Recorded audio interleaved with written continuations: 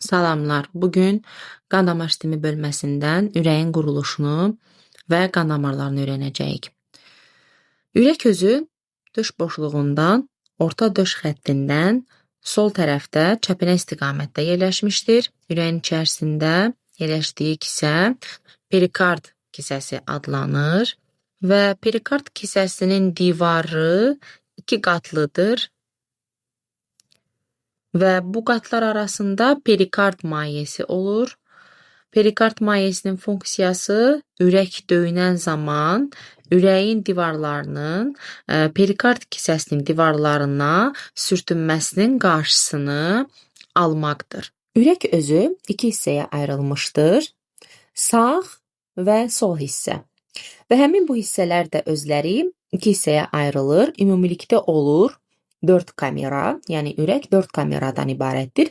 Yuxarı hissə adlanır qulaqcıqlar, aşağı hissə isə adlanır mədəciklər. Yəni sağ qulaqcıq, sol qulaqcıq, sağ mədəcik, sol mədəcik.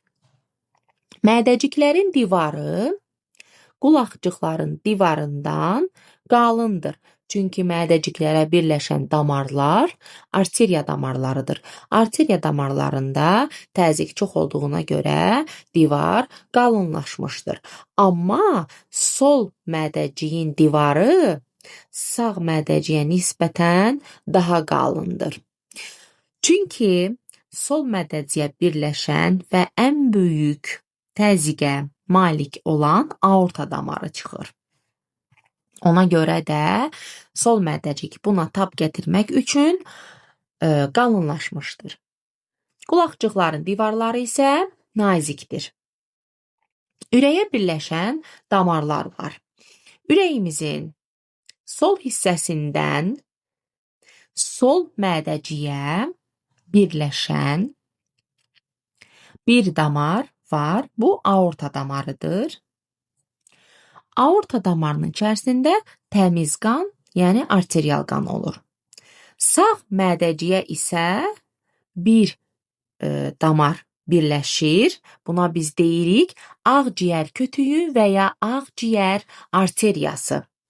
Və ağciyər arteriyasının içərisində venoz qan olur, yəni çirkli qan. Qulaqcıqlarda isə damarlar necədir? Sol qulaqcığa 4 ədəd damar birləşir. İkisi buradan, ikisi buradan. Bu həmin sol hissədir. Sadəcə olaraq şəkildə sağ kimi görünüb. Elə bil ki, ürəyin arxa hissəsidir bu. Amma ikisi buradan, ikisi buradandır. Olur 4 və bu 4 damarın adı adlanır ağciyər venası. Ağciyər venalarının içərisində də arterial qan olur. Sağ qulaqcığa isə 2 damar birləşir. Sağ qulaqcığa.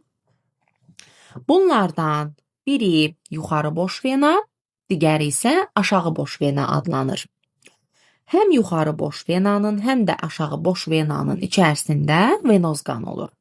Yuxarı boş vena deməli yuxarı orqanlardan ürəyə gələn deməli damar daxil olur. Amma aşağı boş venada isə aşağıdakı orqanlardan ürəyə gələn damardır, belə deyək. Və ümumilikdə ürəyə 8 damar birləşir.